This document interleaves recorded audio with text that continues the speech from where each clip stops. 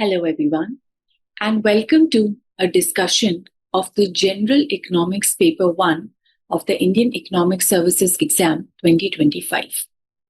In today's discussion, we are going to talk about the microeconomics portion of the GE Paper 1. We are going to cover the first two sections, that is Section A and Section B in this session. And in the subsequent video, we are going to discuss Section C, microeconomics questions. So let's begin.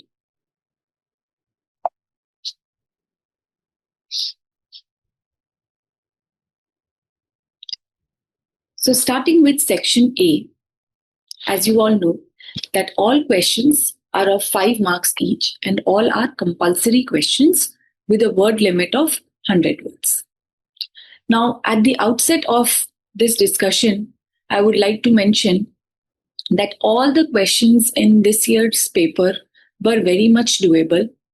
All the questions of microeconomics have been asked from the standard textbooks that students refer to for their preparation. There were not many surprises in this year's paper. So definitely, if you have done well in microeconomics paper this year, then this could be a game changer in your mark sheet or in your overall score in the IES exam. So let us discuss the questions one by one now. Starting with Section A, the first question says, define MRS, that is marginal rate of substitution, and calculate MRS for a utility function U equals to Q1 to the power alpha, Q2 to the power beta. Now again, this is a very, very easy question, a very simple question. It is mainly asking us to define marginal rate of substitution. And as we all know, marginal rate of substitution is the rate at which a consumer can substitute one commodity for another commodity in such a way that his level of utility or level of satisfaction remains the same, right? So I'm sure all of us can easily write the definition of MRS, right? So first thing that you could have done in this was to write the definition of MRS. Along with that, you could have also written the formula for MRS, which is nothing but mu of x1. Let's call it good 1. So mu of 1 upon mu of good 2, right? Or you can say this is change in good 1 delta x2 by delta x1. Right? This is how we generally define the formula for marginal rate of substitution. Okay. Now, of course, see, this is a 5-marker question. So writing the basic definition, what MRS is or what is the formula for MRS, this is something that you can give. Of course, write the definition in 3-4 lines so that you can justify your answer, right? And this formula also, and explain this formula, that what it implies. Right? Then it says calculate MRS for a utility function U equals to Q1 to the power alpha, Q2 to the power beta. Now again, this is very simple. We can apply this formula over here and get the value, right? I will show you how do you calculate mu of 1 over here, or good 1. That will be given as del U by del Q1, right? Change in utility due to change in quantity of good 1. Okay, so you can calculate that very easily. That will be alpha times Q1 to the power alpha minus 1, Q2 to the power beta. Right? In a similar way, you can also calculate mu2. Right? I'm directly writing the value for it. That will be beta into Q1 to the power alpha, Q2 to the power beta minus 1. And you simply apply these two values over here, right? When you will simplify this, you will get something like this: alpha by beta into Q2 by Q1, right? That's it. So again, a very, very simple question to begin with, right? And I'm sure most of you must have got it correct in the exam, right? So this is the result that you should get at the end. Okay. All right. Moving on to the second part or the second question. The second question says, specify the Cobb-Douglas production function taking two inputs in producing one output. Interpret the parameters used in this function. Okay. Now again, very simple question. You have to write a standard form of a Cobb-Douglas production function. Okay. So I'm sure all of you know, in general, we can write a Cobb-Douglas production function like this. Q equals to L A times L to the power alpha K to the power beta, right? And what are the parameters in this case? Parameters are alpha and beta. Right? These are the parameters of this production function. Okay, right? Then you can, of course, it says specify this function. So definitely you can also write a few properties of this function, right? That,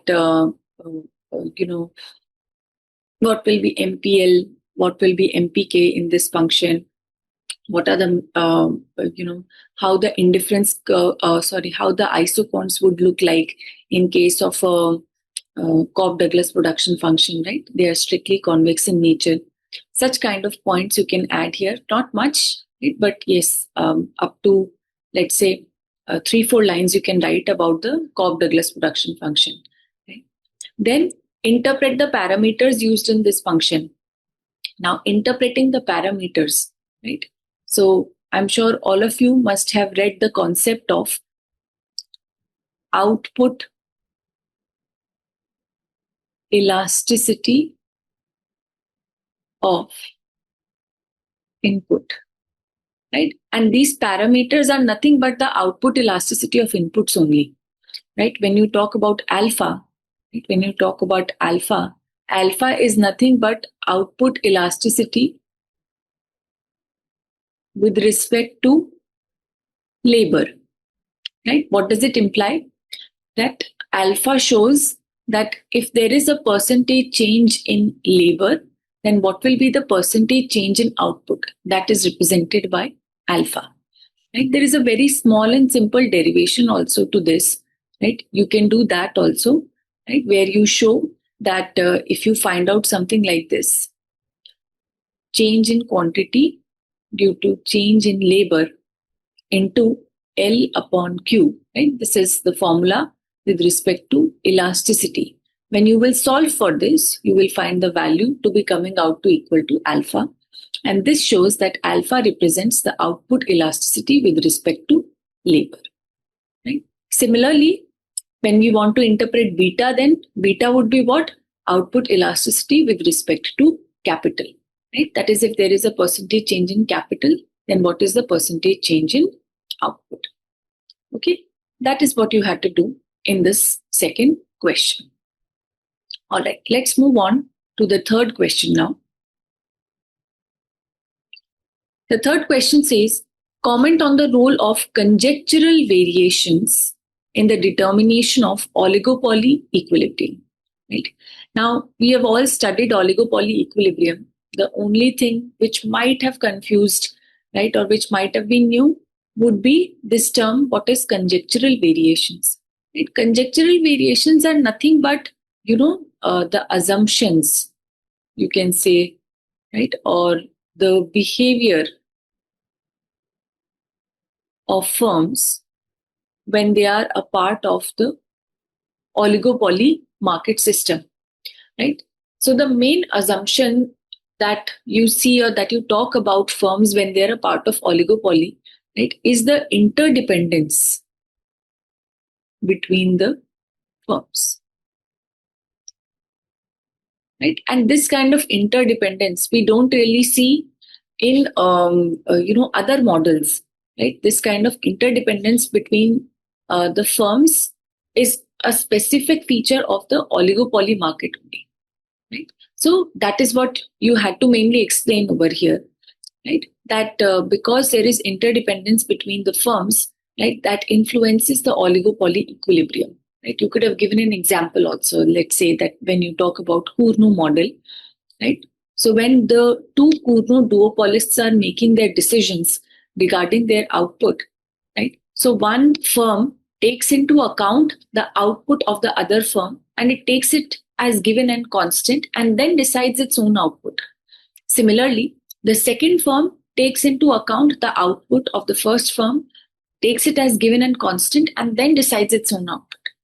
Right? So somewhere both the firms are interdependent, or somewhere there is some kind of relation that the firms have, or firms are actually making their own decisions on the basis of, or keeping in mind, the price and output decisions of their rivals or of the other firm in the market. In fact, you will see that firms react also upon each other's decisions.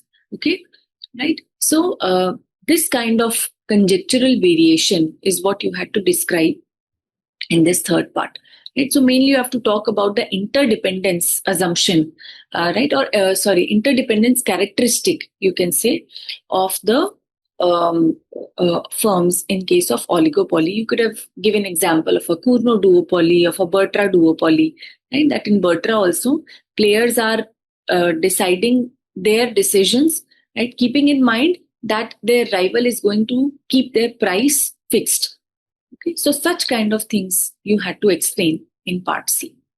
Okay, moving on to part 4, or question number 4 in this.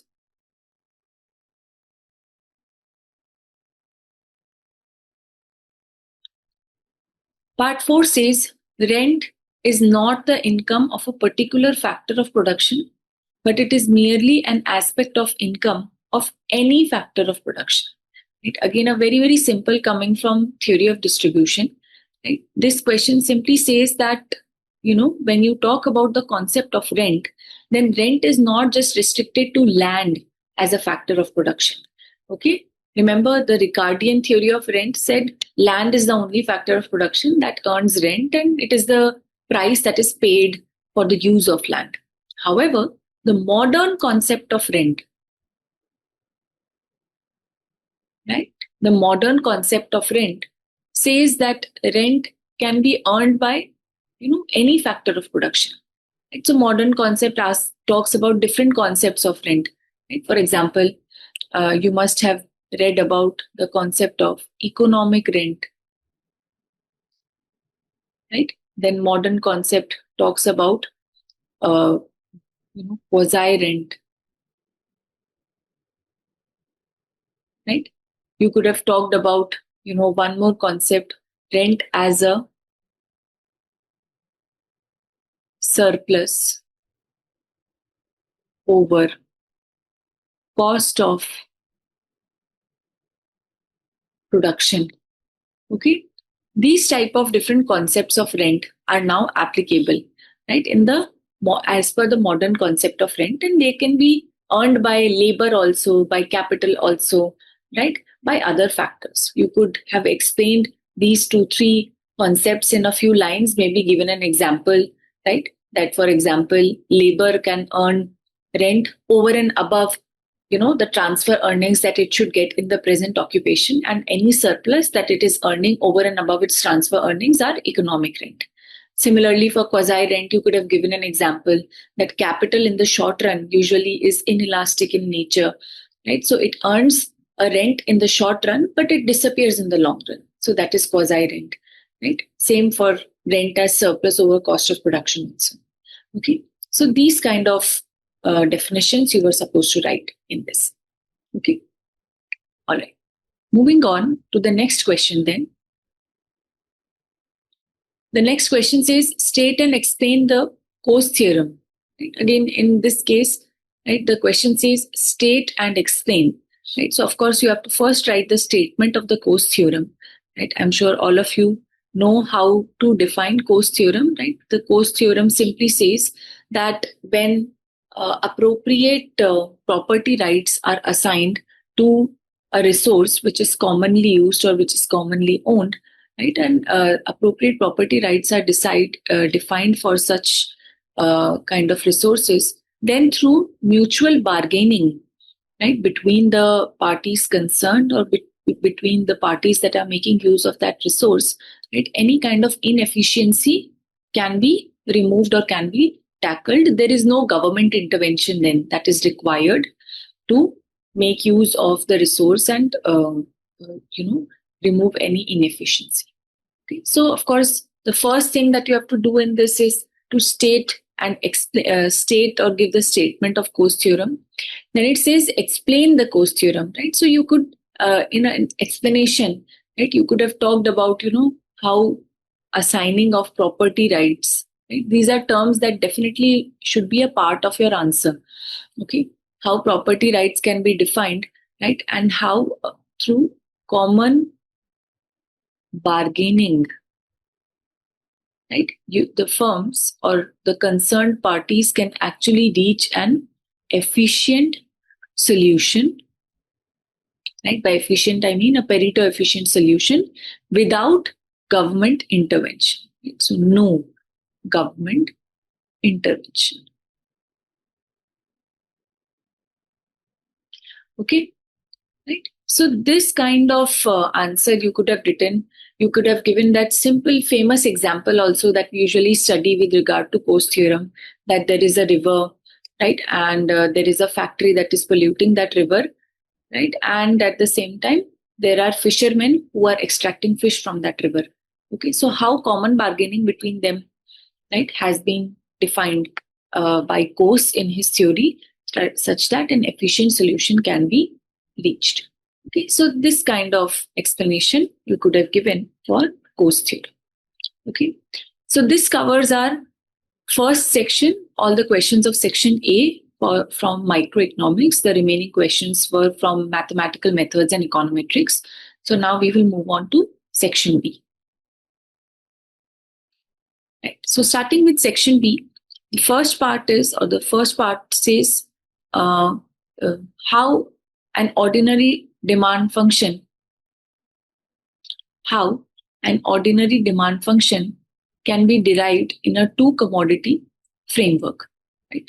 So question is asking about ordinary demand function, right, and for a two commodity framework. Again, a very simple question. You just have to derive, right? Read this word also. You have to do a derivation of the ordinary demand function of a two commodity framework. Let's see the second part also. It says show that the ordinary demand function is homogeneous of degree 0 with respect to all prices and income. Right. So first, in the second part, you have to show that the degree of homogeneity is 0 when all prices and income are increased by the same extent or by some same scalar. Okay. So let's talk about this one by one. The first part, of course, is a very simple part. You have to start by, in the first part, you have to start by defining, what is the ordinary demand function, right? So in general, we say ordinary demand function looks like this.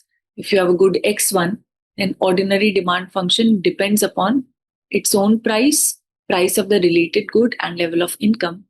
Similarly, since we are talking about a two commodity framework, right? So the quantity of good 2 also depends upon its own price of the related good and level of income.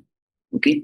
Now in this, you could have done a very simple graphical derivation, right, to explain that how ordinary demand function or ordinary demand curve can be derived, right, in a two commodity framework. That diagram is very simple, right? I'll just show you, right, a brief or give you a brief hint of that. That of course in the first panel, right, you take good 1 and good 2, right, and you draw, let's say, an IC. Corresponding to that, you draw a budget line, right, and so this becomes your optimal choice where there is tangency. Now suppose you want to derive the demand function for good 1. Okay, so you vary the price of good 1. Let's say you decrease the price of good 1, so budget line becomes flatter.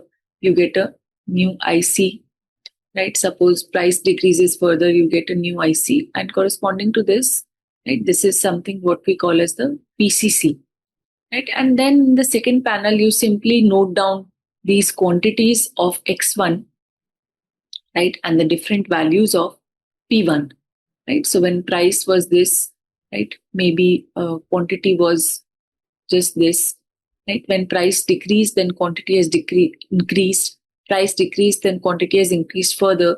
When I join all these points together, I get the demand function for good one.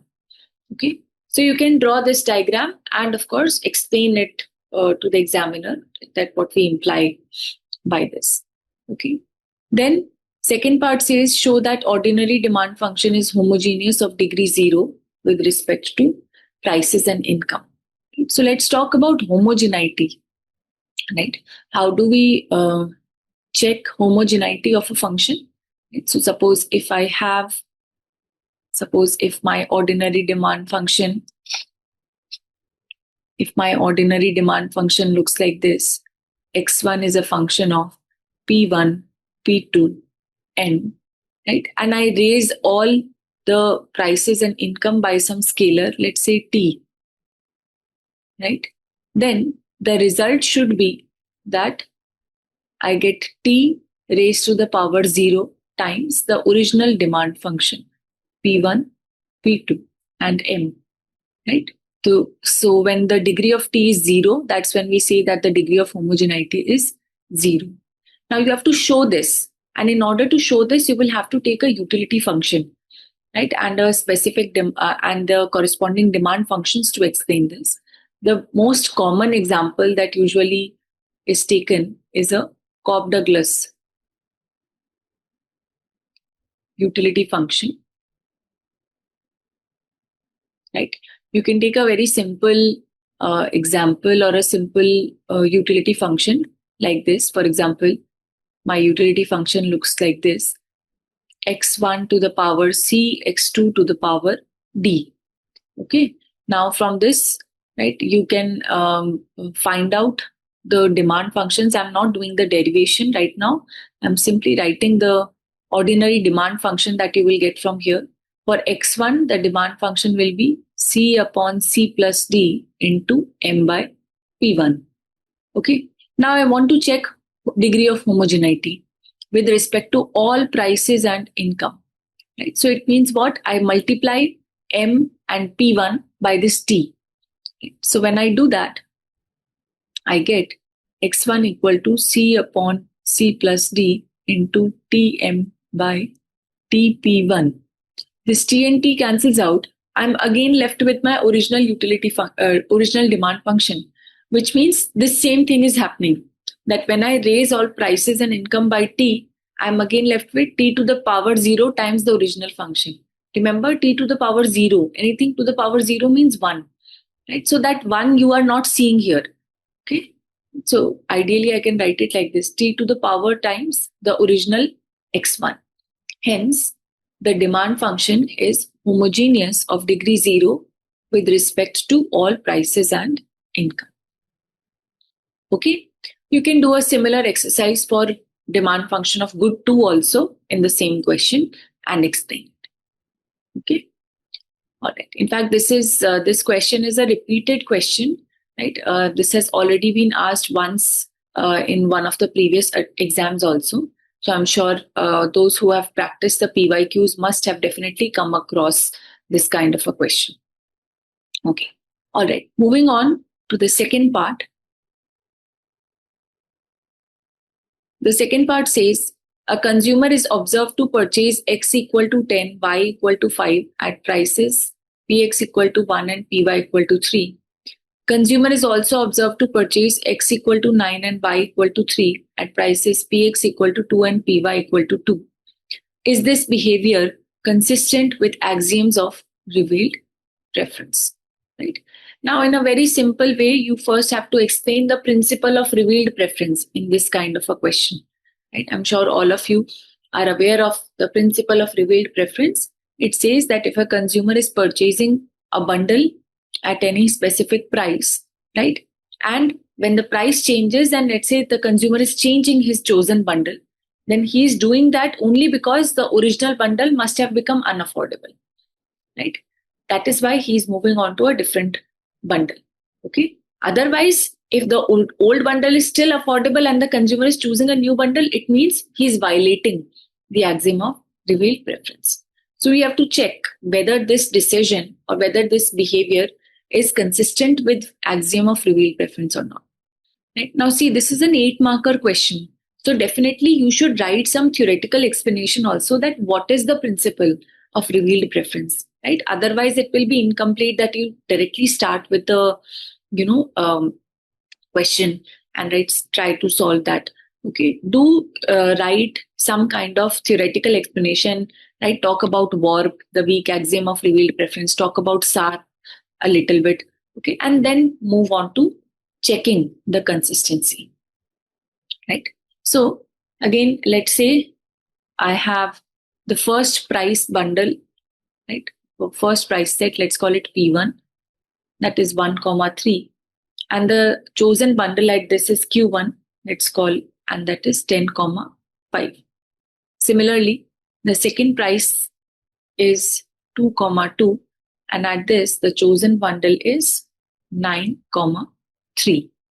Okay, now to check this or check consistency, I will first calculate the value of these bundles at price P1. And so I'll first find out P1 into Q1 and P1 into Q2. So I'm trying to find out the value of these bundles at the price P1. Okay, so P1 into Q1, when you do that, you will get 25. For the second bundle, you will get 18. Right? And of course, you should know that the chosen bundle here is this. Right? It means that the consumer is choosing bundle Q1 and rejecting bundle Q2 at price P1. And that is why the expenditure on this bundle is more than the expenditure on bundle 2. Now, when the prices have changed, right? When prices have changed to P2, then let's say, what is the value of these bundles at the two different prices? Right? So I will calculate the value of these two bundles again at price P2. So when you calculate P2 into Q1, that will come out to be 30. When you calculate P2 into Q2, that will come out to be 24. And what is the chosen bundle now at these prices? It is 20. It is bundle 2. Now you can clearly see that why is the consumer switching the bundles? The reason why he's switching from Q1 to Q2 is because at the new prices P2, bundle 1 has actually become unaffordable. Right? The consumer is not able to afford bundle 1. That is why he is purchasing the second bundle. Right? And then from this, we can, of course, say that yes, consumers' preference, consumers' behavior is consistent. Right? He is satisfying the principle of revealed preference. Okay. All right. This kind of explanation was required in part B. Okay. All right, moving on to the next question.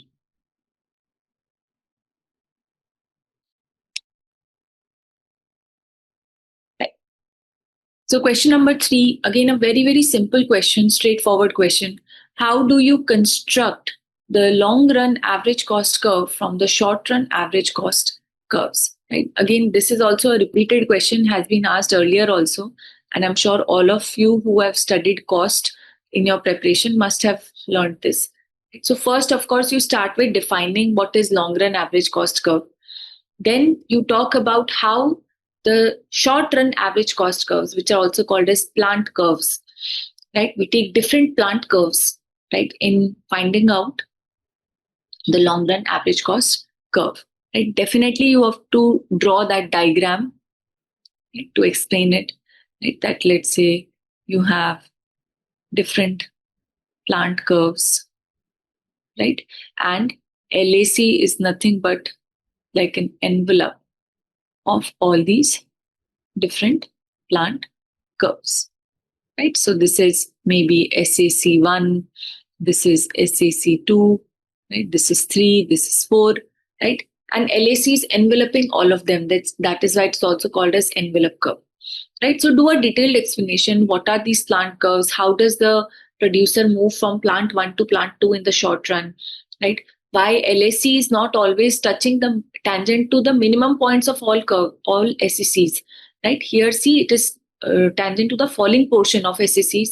Here it is tangent to the rising portion of SACs. Only for this one, right? It is tangent to the minimum point. Okay, right? Then why LAC is also called as the planning curve that you can discuss. Okay, so a detailed explanation of this is required here. In the second part, it says explain why an average cost curve is U-shaped under variable returns to scale. So it talks, the word is returns to scale. So again, they are talking about LAC only, right? And we know why LAC falls in the first, in this A part due to operation of increasing returns to scale. Why it sort of becomes flat over here due to constant returns to scale, and why it increases over here in this portion due to diminishing returns to scale. Again, a very standard explanation given in all textbooks, right? That why due to IRS average cost falls and due to DRS average cost rises. What are the reasons behind it? Due to indivisibility of factors, whatever, right? All those reasons you have to mention here.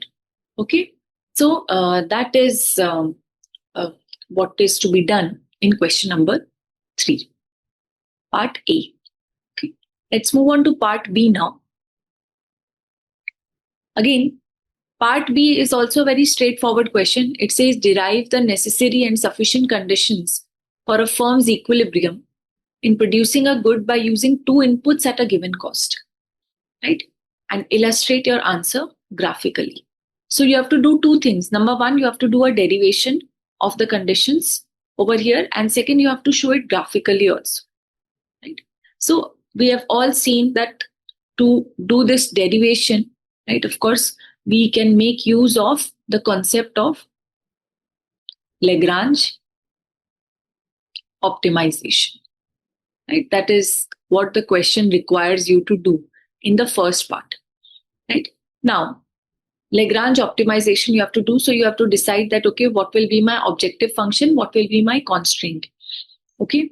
So to, first of all, before writing the conditions or derivation, you have to write that a producer's equilibrium occurs at the point where the isoquant is tangent to the isocost line. Of course, that is the point of the equilibrium. And for that only they're asking for necessary and sufficient conditions, and for that you can mention that we will make use of the Lagrange optimization. So clearly in the question they are mentioning, right, clearly in the question they are mentioning that you have to talk about inputs at a given cost, right? So they have already specified the constraint for you, right? Cost is the constraint. Okay, so automatically then, right, you, with respect to what you have to make your Lagrange function, with respect to output maximization, right? So output or production function is going to become your objective function, and this cost is going to become your constraint, right? I will write the standard form also of the Lagrange function for you, and then of course you can solve it later, right? So if my production function looks like this, Q is a function of, let's say, L comma K, right? So I'll write f of L comma K plus lambda times, let's say my isocost line looks like this, C equals to WL plus RK. Right? So I'll write C minus WL minus RK. Then I'm sure all of you know how to solve a Lagrange. We first find out partial order derivatives with respect to labor, capital, and lambda. And then from solving them further, we can easily find out the necessary and sufficient conditions. Okay, right? In the necessary condition, you know what you will find? The necessary condition will look something like this. MPL by MPK should be equal to W by R, right? And the second condition, right, or you can say the sufficiency condition, of course, will say that this isoquant actually should be convex to the origin, right? It means only with that convexity you will find the unique point of equilibrium, right? So the second one will talk about convexity of isoquant at the point of equilibrium, right? It also says illustrate your answer graphically, right? So in the first part you have to do this, right? This becomes the entire solving of Lagrange is the first part. But when it talks about graphically, right? So I'll show you simply what graph you can draw over here. Something like this. We take labor on the x-axis, capital on the y-axis. They have given that there is a given cost, right? So this is my ISO cost line, right? And then there can be different ISO quants corresponding to this, right? Q1, Q2, Q3, and so on. Which one will be my equilibrium? Where ISO quant is tangent to the ISO cost line, this becomes the equilibrium, right? And you explain this also. Don't just draw the diagram and leave it for the examiner to understand it. You have to definitely write some explanation also showing this. Okay, right? So this is what you had to do in part B of question number 3. Okay, moving on to question number 4. Right? Question number 4 again talks about mergers. Right? It talks about the concepts of horizontal, vertical, and conglomerate mergers of the firms with examples, and discuss one objective. Right? So you could have simply explained that what are horizontal mergers. Right? Horizontal mergers are nothing but when firms somewhere of the same industry, right, are merging with each other. They are producing identical or similar products. They are selling in the same geographical area, right? You can give examples of that over here. Then vertical merger, right? Vertical mergers usually happen between some kind of buyer sellers, right? There is a firm which is purchasing a raw material for manufacturing its own output, so it can somewhere merge with that firm. Okay, right? So that is a vertical merger.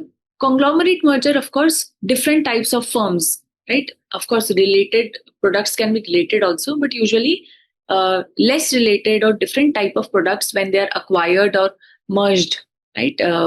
All those different firms are merged together. That is an example for conglomerate merger, right? Usually that is done for, product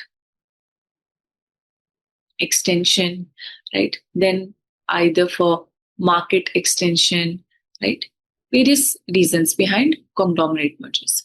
You can give some simple practical examples also for the same. Then it says discuss one objective briefly in each case. So you can talk about some basic objectives here of mergers, right? For example, number 1, merger helps in reducing market competition, right? Reducing market competition, right? Because the firm has become a much larger firm, right? And of course, maybe the merged firm was earlier its competitor and now they are a part of the same firm. Of course, when merger happens, the capital and assets of two firms are merged together, right? So it helps in increasing the size and profitability, right, of the firm, right? Market share also increases.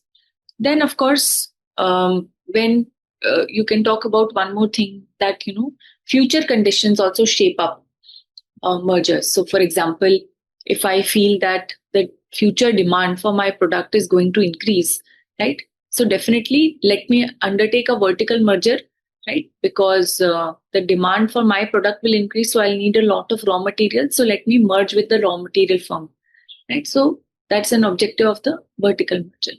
Conglomerate, of course, for diversification, right? Many of the MNCs undertake commercial mergers, conglomerate mergers, basically for diversifying their offering of or diversifying the variety of products. Okay, so these kind of objectives you can write about in this. Again, the question is for 6 marks, so please take care of the word limit as well when you are writing about this. Okay, moving on to the second part then. Second part says, asymmetric information does not cause an efficiency problem, but it does have equity implications. Discuss critically. Right? Now, asymmetric information does not cause an efficiency problem. This might confuse you in the exam, right? And that's the reason why it is written, right?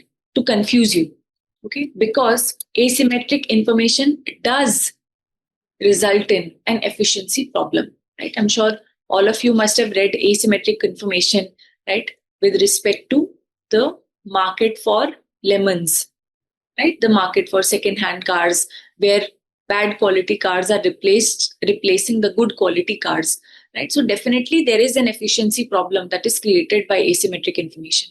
So don't just keep on writing that, it does not cause an efficiency problem. It does influence, or it does reduce economic efficiency. It does adversely affect Pareto efficiency. Okay, so in the first part of this question, you have to talk about how asymmetric information creates a market failure and how it reduces efficiency. In the second part, it says it does have equity implications. Yes, to some extent, you can say equity implications also, right? But mainly it is concerned with creating or a lack of Pareto efficiency. Right? Equity implications you can only say with respect to, let's say, the quality of goods, right? Moral hazard also you can mention in equity implications, right? Only that. Otherwise, the major problem is the efficiency problem. Okay, so yeah, so in this kind of question, you have to first, you can maybe write it in two parts or two paragraphs.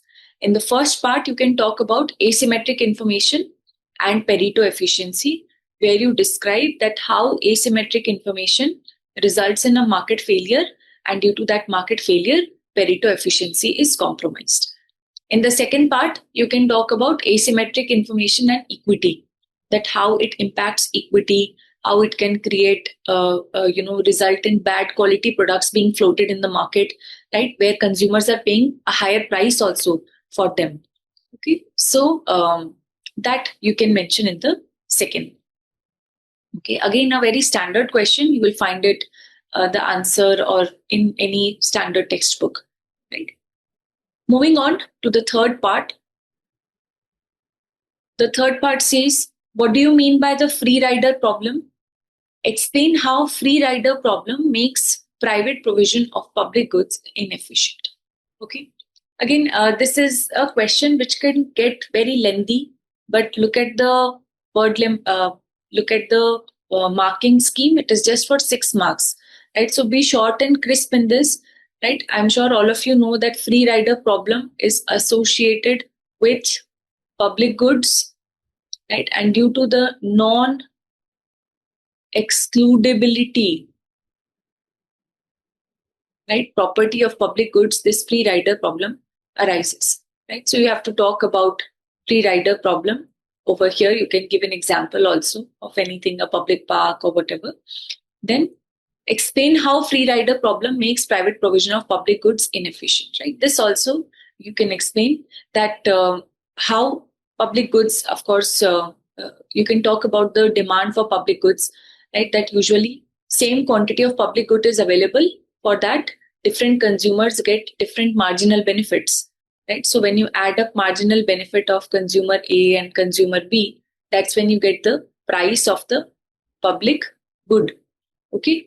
But the problem is that when a private producer tries to provide this public good, then private producer also has to face this free rider problem, right?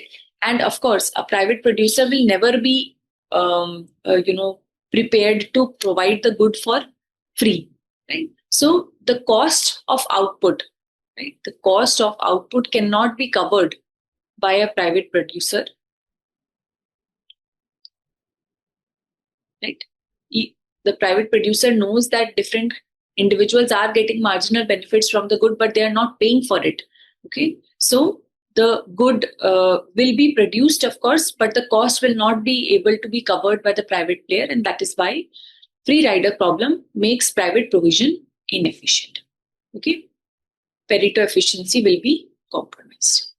Right, so this kind of explanation you have to write in part. Okay. Moving on to question number 5. So in part A, it says why is an input demand called a derived demand? Explain graphically how factor prices are determined when product market is a monopoly and factor market is perfectly competitive.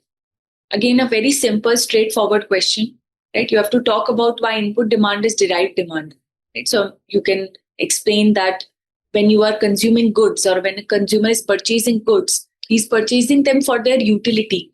But factors are not, or inputs are not purchased for their utility.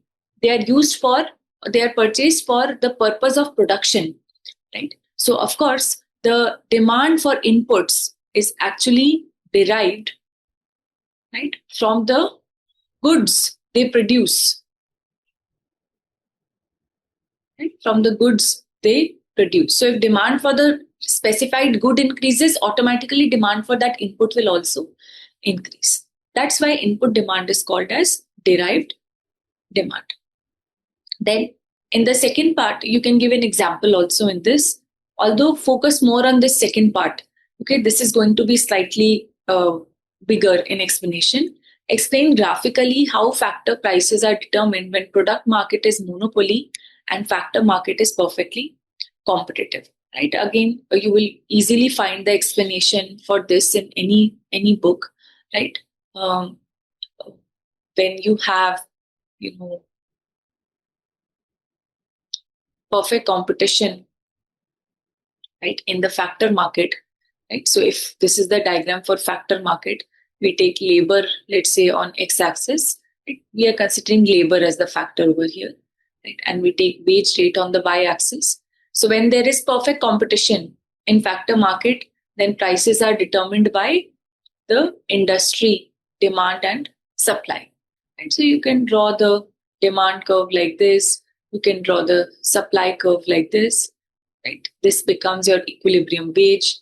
Right? This is simply accepted by the firm because firm has to be a price taker. Okay.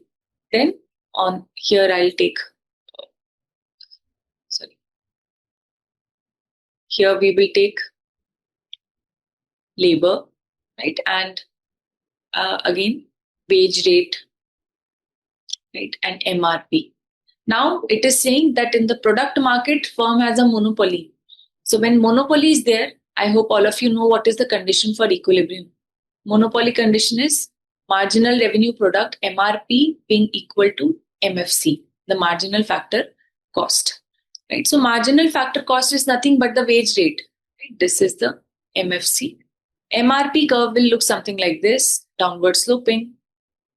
Right? Where they meet, you will find your equilibrium, and this becomes the equilibrium amount of labor, right, demanded by the firm, and this is the equilibrium price. Right? Of course, you have to draw this diagram, explain it in good amount of detail to the examiner, that how conditions change when there is a monopoly, what are the implications, all of that you have to talk about. Okay. All right. So this is part A of question number 5. Moving on to part B. Part B says, critically examine the Marxian theory of distribution and explain how it differs from Kaldor's theory of distribution. Now read the question carefully. In the first part, they are saying critically examine Marxian theory of distribution. So you don't have to explain the Marxian theory here. Just write one basic statement that Marxian theory talks about, distribution of the total product in the economy between rent, wages, and profits. Of course, between wages and profits, right? And it is based upon the labor theory of value. It talks about the concept of, labor creates surplus value and all of that. So very little explanation of the Marxian theory. You have to focus on criticisms of the Marxian theory, that why Marxian theory has been criticized or what are the issues with this theory. That is what you have to focus upon. Right? So simple, criticisms that you can write, that regarding that organic composition of capital, Marx assumed that, rate of profit declines, but that also somewhere has been empirically not found. So you can write the criticisms here of the Marxian theory. Okay. So be careful about this first part. Many times when we read the word, we just simply start writing Marxian theory. Don't do that in this question. Second part, how it differs from Kaldor's theory of distribution, right? So in this part, maybe you can, write a difference like this also, Marx and Kaldor's theory, right? And basic differences between the two theories, right? You can start with the definition, right? The basic equation also of the model. You can explain that, okay, for Marx, this is the equation. For Caldor model, this is the equation, right? Then, how they have defined what is the basis of distribution, right? So, basis of distribution,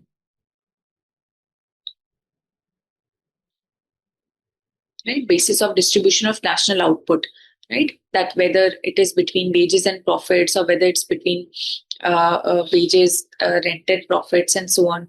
Okay. For example, in Caldor's theory, we mainly take into account that the total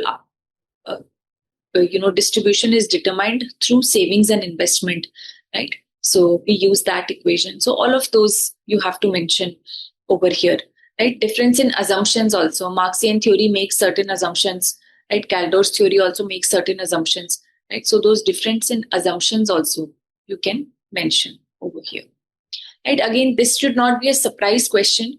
Repeatedly, UPSC in the IES exam has asked difference between theories of distribution. This has been asked multiple times, at least 7 to 8 times it has been done previously. So for those who must have studied the PYQs, must have seen that how, you have to, or what are the differences, major point of differences between all the theories, right? And you can write them one by one. I usually suggest that in this case, make a table form, right? So that the differences are clearly specified, and you can write more in less space also over here. If we start writing in paragraphs, our exam answer becomes a little bulky. We end up writing a lot more also than what is required. So this somewhere restricts us and helps us to write a more crisp answer, right? So this is what you had to do in question 5, part B. Moving on to the next question then, question number 6. It says, define externalities in the context of public goods, right? So we have to talk about externalities here, but from the context of public goods, that how public goods create externalities. Okay, so first, of course, you will talk about what is an externality, right? Externality is nothing but, the beneficial or detrimental effects, right? Positive, you can see positive or negative effects of an economic unit on others, right? On others. Okay. Beneficial externalities, you can give an example. Negative externalities, you can give an example, right? Of course, they're asking in context of public goods, right? So you do have to talk about public goods here, that public goods do create externalities. Most of the public goods create positive externalities, right? You can take various examples over here, right? Public spaces, right? Parks, national defense, right? All these you can mention, right? That they all generate benefits for others in the society, right? Even when people are not contributing towards those public goods, they can still make use of them, right? So that you can mention that it creates positive externalities. One example, or maybe somewhere, although it's very rare, but you can talk about negative externality also, right? That sometimes public spaces, because there is no requirement of someone to pay for them, that's why they can be overcrowded, which might create negative externalities for other people, right? So that, of course, people polluting public spaces also, that might create negative externalities, right? So that example you can give. So both positive and negative externalities in context of public goods, that you have to explain here with examples, right? You will only get marks when you give examples in such kind of questions, right? Do not expect that you write one line in the definition and you will get marks. No, that will not happen, right? Then we can talk about the second part, which is explain how externalities affect the efficiency of market outcomes. Okay, again, a very, very simple question, right? We all know that when there are externalities present, right, then what happens? There is a divergence between, right, private marginal cost and social marginal cost. Okay, when there are externalities in production and consumption, there's a divergence cost between private cost and social cost, and as well as private benefits sometimes and social benefits also. Mainly, we'll talk about private and social marginal cost over here, right? And due to that, Pareto efficiency is not achieved in the market outcomes. Okay. Again, you can draw those simple diagrams over here. One diagram for positive externalities, right? And in case of positive externalities, we know that private marginal cost actually are greater than the social marginal cost, right? Okay. And so this might result in underproduction, which might result in underproduction of a good, right? Explain it graphically. Only then you will fetch marks. You have to draw the graph and explain it to the examiner. Similarly, in case of negative externalities, we know that private marginal cost exceeds the social marginal cost, right? And that is why it may result in overproduction, right? In both cases, efficiency is compromised. You have to draw the diagrams for both cases and explain. This is a 10-marker question, so that kind of explanation is required to fetch marks in this. Okay, again, a very simple question, very straightforward question. Okay, moving on to part B. Part B says, what are the main features of Sain's theory of social choice? Right, again, I'm sure this is a question that all of you must have prepared.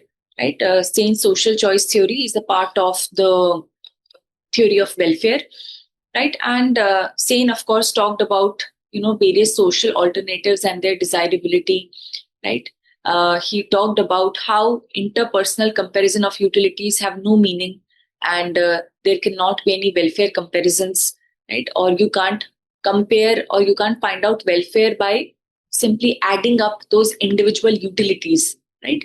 Remember, there are various welfare functions like, the Benthamite function, Rawlsian welfare theory of welfare, right? They have all simply added up or made some functions of utilities to find out the total welfare.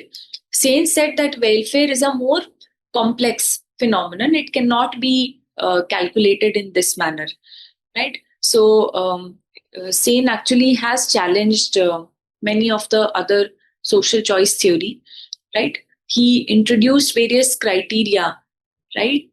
Like individual